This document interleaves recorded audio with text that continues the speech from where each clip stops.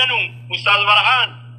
Ya Ustaz Abu Zafruddin, atis Ustaz keenya dhaggeeffadhu warri asirra jirtan hundi keessanu nama 5,000 fi 300 na dhaggeeffataa jirtan hundi keessanu ergaa tokkitti qofittiin isinii dhaama maal isinii ijoollee keenya taatee namoota keenya kun namoota rabbiin karaa rabbiitti fide kun namni saree banii Israa'elii gadi miti.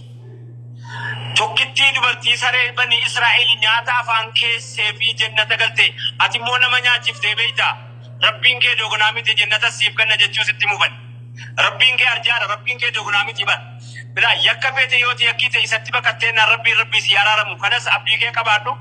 Lammaffaa immoo namnati rahmata gooteef hundi isaa saree bara Israa'elii gadi miti.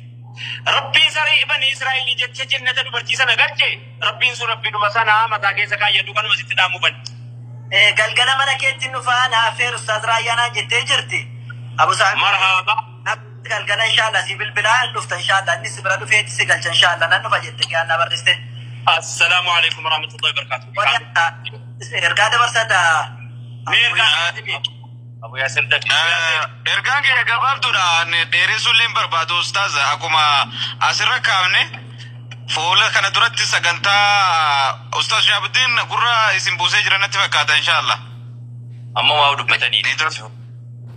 Dubbatee walii baallamnee kaane.